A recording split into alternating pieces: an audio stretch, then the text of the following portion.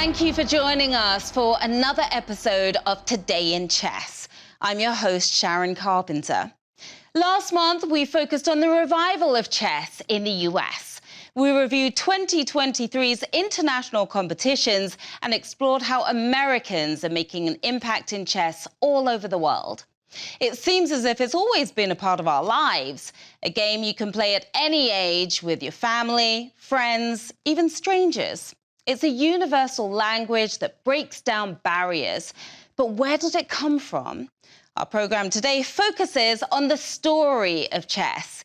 And the best place to start this journey is a museum that's dedicated to the history, art, and culture of the game. Well, the World Chess Hall of Fame, which was housed in Florida at that time, after being previously housed in D.C. and New York, was having trouble getting funding from its supporters. And they had raised the issue, could somebody else take it? So Al Lawrence called me and said, would St. Louis consider taking it? And could they consider supporting it? And I said, in a heartbeat. The World Chess Hall of Fame features an interactive installation on the third floor where you can learn all about these important figures in the chess community. Members are chosen based on their contributions to the sport, which includes not only successful players, but also authors, journalists, organizers, and others who have made an impact on the game of chess. Only 4 people have been inducted into both the U.S. and World Chess Hall of Fame, including legendary world champion Bobby Fischer, William Steinitz, Paul Morphy, and Susan Polgar, the only woman inducted into both. The World Chess Hall of Fame houses many more chess icons and continues to be a place where their stories will continue to be told for years to come.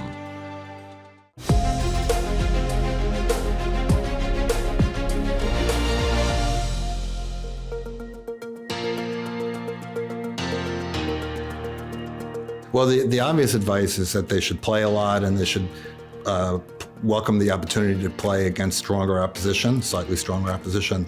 But also, I think it's important for players to get a sense of chess culture and history and learn about strategy from the great players of the past, because that's the one thing that they don't really do much in the 21st century.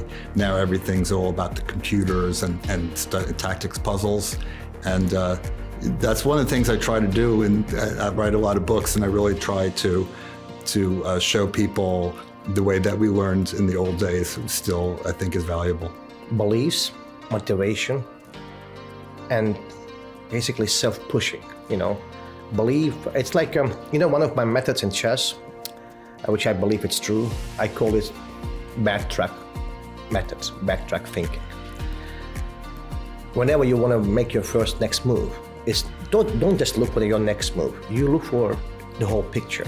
And whenever you realize what could you get, and then from there, you ask yourself a question, what would you do to get there?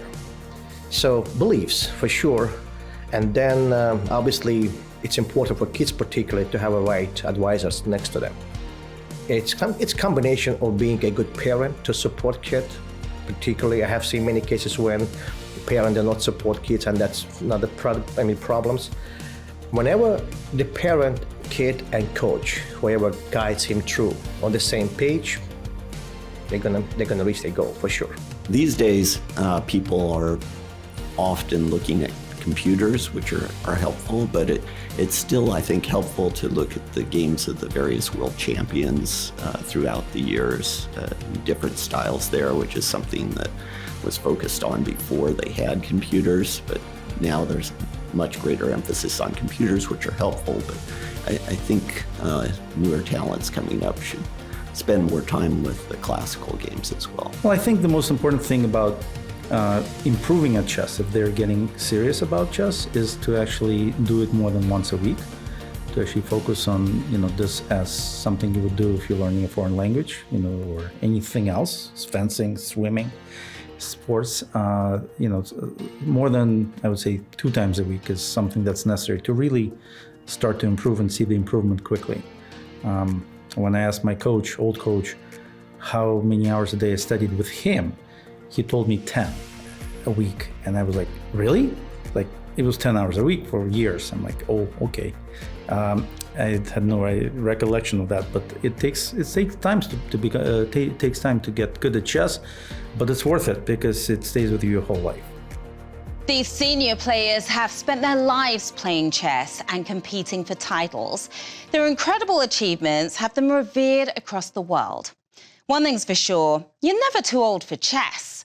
Chess is a game for every generation. Now, esteemed Grandmaster Akobian continues his lesson for players just beginning their journey. Hi everyone, in this lesson I'm going to show you how to castle, and there are two ways to castle: castle kingside and castle queenside. First, we're going to do the castle kingside. First thing you need to do, you need to make sure your pieces are developed. So the knight normally is on g1, it needs to be developed, and the bishop on f1. So these two squares needs to be clear. And then you will move the king 1-2 squares, and rook will come right behind it. So that's called kingside castling. There are a couple of rules about castling here. If you move the king before castling and then go back to the original square, you cannot castle. Then you lose the privileges of castling. Same thing with the rook. If you move this rook and go back to the original square, you cannot castle to this side of the board. However, you still have the option to castle to the queen side. Now I'm going to show you the castle queen side, which is also referred as long castle. So same thing, you play 1-2 squares with the king, and then rook comes right behind it. The reason it's called a long castle because you have two empty squares on this side of the board when you castle, opposed to the king side where you have only one square on h1. And once again, you have to have your pieces developed here. In this case, actually, you have to have 3 pieces developed in order to castle: the knight, the bishop, and a queen. So it's more rare to castle to the queen side than the king side. So once again, you will play 1-2 with the king, and rook comes right behind it. That will be the queen side castling. And the reason we want to castle is because it will keep your king safe, because you'll be protected by the pawns and you'll have more pieces normally. And the other very important reason is you always want to connect your both rooks. So this is very important, because if the king is in the middle of the board, the rooks are not connected. So they're not going to be very effective at all here. So that's one of the main reasons, is safety of the king when you castle, and idea is to after castle you have your rooks connected. So, and they're going to be much more effective this way.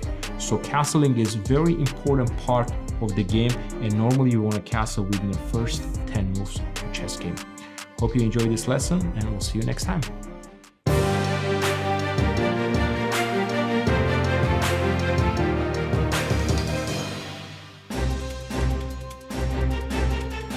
Hi, I'm Women's Grandmaster Begim Tokhirjonova with this Today in Chess News Break.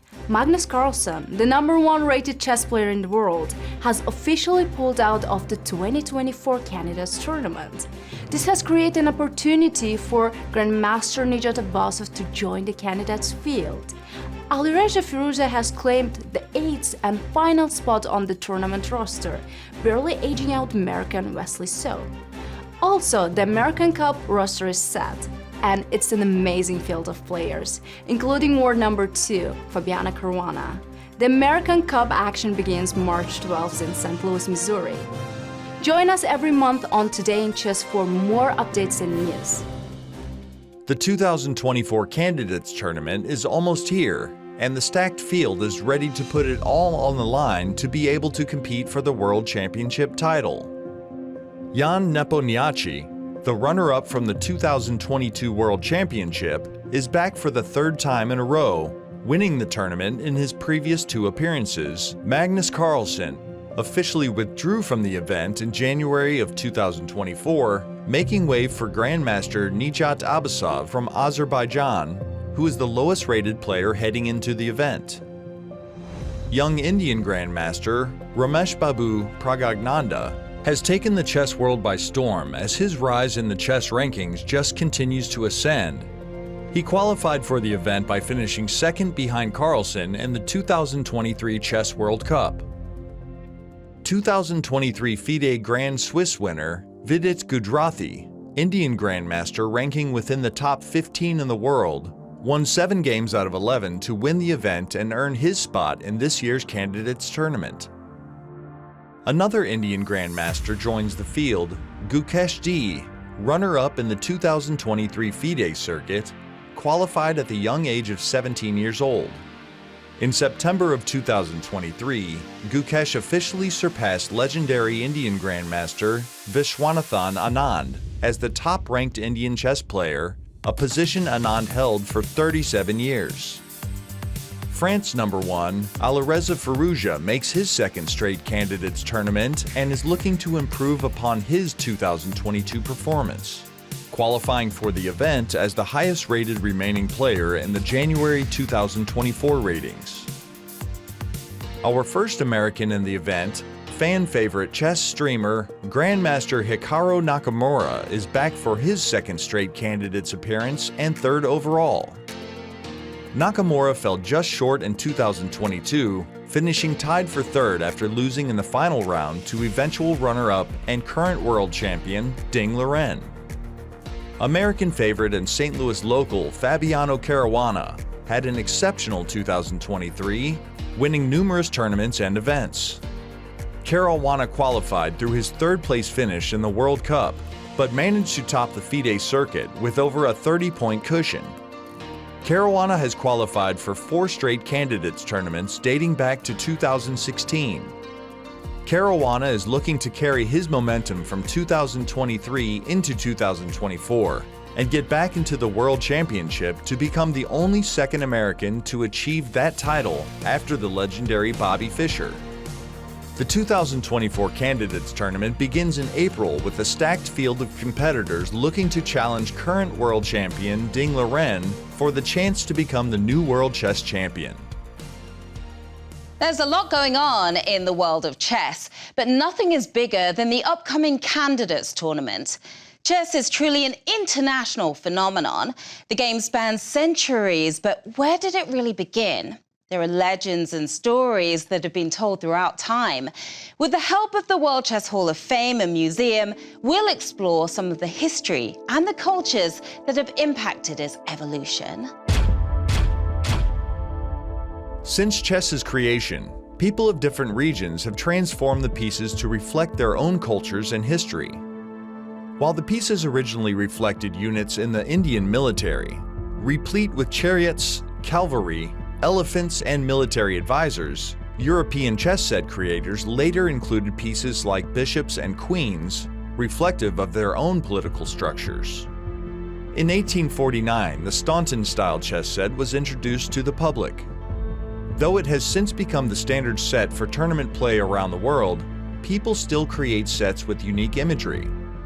Some are meant more for display rather than for play, and their appearances draw from stories, history, or local artistic traditions. 1972 was the year of the legendary World Chess Championship between Bobby Fischer and Boris Spassky. These chess pieces bear witness to one of the most important games in the most famous World Chess Championship match, Bobby Fischer's Game 3 defeat of reigning World Chess Champion Boris Spassky. Had Fischer, trailing 0-2, lost Game 3 of the World Chess Championship, it is speculated that he may have quit the match entirely. Prior to this game, Fischer had not beaten Spassky, and his lifetime score, excluding the second game forfeit, was 4 losses and 2 draws in 6 games. Fischer used an unconventional strategy that worked, and he ultimately won the game, turning the tide of the 1972 match. The pieces are set to display a position from the third game of the match, when Fischer played this surprising move. The set is paired with a board signed by Bobby Fischer and Boris Spassky, which was made for the 1972 World Chess Championship match, but not used in the event. This exquisite set is a supersized version of the set that Frank Camarata created for the 2013 Singfield Cup. The king in this set is over double the height of the one in the Singfield Cup set, which is also on view in this gallery. This oversized set is one of only 2 that exist. The other is a gift from Camarata to Rex Singfield, the founder of the St. Louis Chess Club and the World Chess Hall of Fame. One of the finest pieces in the collection of the World Chess Hall of Fame, This chess set is a part of a centuries-long tradition of intricate Hungarian metal and enamel work. Made of sterling silver and copper and adorned by jade, amethyst, and natural pearls, the chess set depicts two warring armies, but is intended for display as a work of art rather than play. On the corners of the board, warriors holding spears stand at the ready. The sides of the board includes enamel work images of battles and coats of arms. Special care has even been taken to the storage space within the board box. Metal chains cradle each of the pieces. Chess sets and pieces have been a unique medium for art, history, and culture surrounding the game, and they will continue to illustrate chess and its roots for years to come.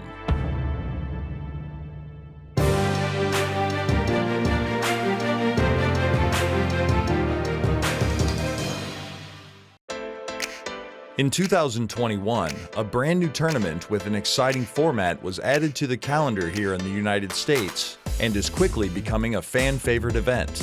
The American Cup is 2 tournaments, each an 8-player double elimination knockout event comprising the top men's and women's players around the country, but is also open to international players as well. Players start in the champions bracket, where they compete in a 2-game classical match and possibly playoffs if the match ends tied. The winner advances in the champions bracket, while their competitor is relegated to the elimination bracket, where they will play other defeated players in a 2-game rapid match.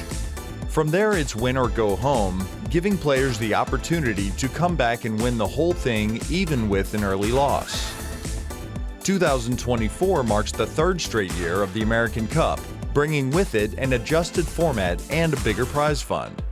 This year, players in the champions bracket will compete in a 4-game match, playing 2 classical games and 2 rapid games to decide who continues in the champions bracket and who is dropped to the elimination bracket, which is now a 4-game rapid match.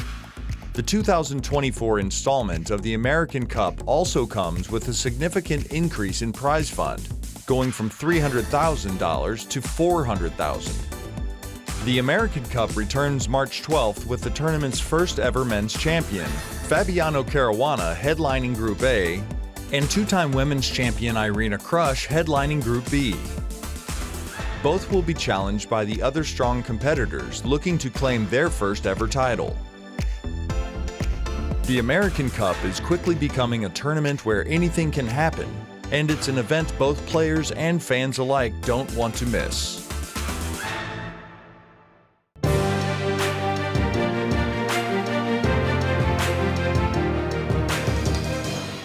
Last month, we showcased the resurgence of American chess. Not since the days of Bobby Fischer and his historic world championship in 1972 over Boris Spassky has chess been in the American psyche like it is today. The US and US Women's Chess Championships are at the center of the American chess renaissance. Grandmaster Yasser Seirawan will explain it all in today's history lesson. Dating all the way back to 1845, the U.S. Championship is the oldest chess event in the United States. Originally a match between 2 players, it has been held in many formats in its nearly 180-year-old existence. Most recently as a 12-player round robin in 2023. The first ever U.S. champion was crowned when Charles Stanley defeated Eugene Rousseau in their 1845 match held at the New Orleans Chess Club. The players competed for a stake of $1,000, the equivalent of $40,000 today. Since the Stanley-Rousseau match, the U.S. Championship has been held using a variety of formats these past 179 years. Besides match play, they include the knockout system, round robins, double round robins, Swiss systems, and various combinations of them all. Match play was the most popular format until 1936, when the reigning champion, Frank Marshall, stepped aside and a round robin tournament determined the new champion, Samuel Reshevsky. This format was used exclusively until 1999, when the new century welcomed in an era of different types of competition, which has continued to this day. Featuring some of the most famous names in chess, the U.S. Championships have seen players like Bobby Fischer, who won every U.S. championship he competed in, earning 8 titles. This includes a legendary performance in the 1963-64 championship edition, where he scored a perfect 11 from 11. An accomplishment so difficult that the St. Louis Chess Club offers a $64,000 bonus prize for any player who can match that accomplishment. Sadly, none has ever come close. Other notable champions include Sammy Reshevsky, who matched Fischer's 8 tournament wins, Walter Sean Brown with 6 tournament wins, Gata Kamsky, Hikaru Nakamura with 5 tournament wins, and the current champion, Fabiano Caruana, with 3 titles. The U.S. Chess Championship has been held in St. Louis, Missouri since 2009, as well as streamed on YouTube for fans throughout the world to follow. It has become one of the strongest tournaments in the world, with 9 of the 12 competitors in 2023 were ranked in the top 100 players of the world. From the first championship between 2 players for a prize fund of $1,000, the U.S. Chess Championship has grown into a marquee chess event with a dozen world-class players competing for a $250,000 prize fund. For the players competing and the candidates in March, preparation is in full swing. Facing off against strong competition requires weeks of prep. Players must plan opening moves and finishing strategies. Each month, Today in Chess features a lesson from the experts. It's time for Chess School and your chance to learn from the masters. Now we're going to learn some very typical middle game checkmating patterns. The following pattern, an entire book, was written by Robert James Fischer called Bobby Fischer Teaches Chess. It's the back rank checkmating pattern. I couldn't believe it when I read the book. I thought this guy's a one-trick pony. All he knows is the back rank checkmate. At its most basic, take a look at the position in front of us. White's king is protected as a pawn shield of 3 pawns, and so does Black's king. The Black king has a pawn on f7, g7, h7, all protecting the Black king. But the salient feature in the position is White has an extra pawn, which is attacked by the Black rook. So Black is expecting White to defend the pawn with rook a1. White doesn't make that move. White makes a move that Black thinks is an indifferent move. He plays rook to e1. What's that? It allows Black to execute his threat. Rook takes a2. And Black is so happy, he thinks to himself, 3 versus 3, what's the problem? I'll make a draw. Until, to his horror, he discovers that rook e8 has given the king checkmate. The protective pawn shield suffocates the Black king, and there's no escape from the check. This is, at its most basic, the back rank checkmate, and there are many, many flavors of back rank checkmates, as we'll show. Chess brings together people from all over the globe, fostering friendly competition, sharing of ideas, and true camaraderie. As the candidates tournament comes into focus, so do American competitors Fabiano Caruana, who we showcased last month, and the incomparable Hikaru Nakamura. When it comes to chess, there's fast, And then there's Hikaru Nakamura, the 5-time U.S. champion, the youngest since Bobby Fischer, exploded onto the scene as a child prodigy. Nakamura went on some incredible runs throughout his career, rising all the way to the number 2 rated classical player on the planet at one point, reaching a peak rating of 2816, putting him in the top 10 highest rated players of all time. The future is looking bright for Nakamura, who has an enormously successful streaming channel with millions of viewers tuning in from around the world. He also remains one of the world's top chess talents, recently qualifying for his 3rd candidates tournament. Whenever he does battle over the board, whether online or in person, there isn't an elite player alive who doesn't respect and fear the veteran's mastery of the game.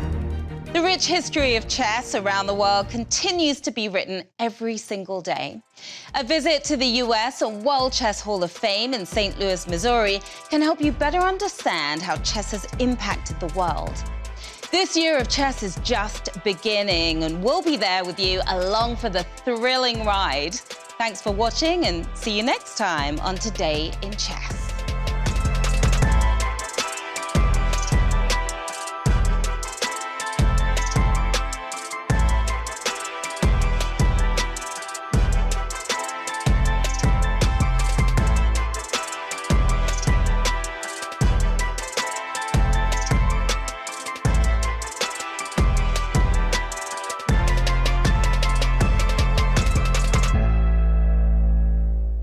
This has been a presentation of the St. Louis Chess Club. Any reproduction or distribution of this content without the express written consent of the St. Louis Chess Club is prohibited.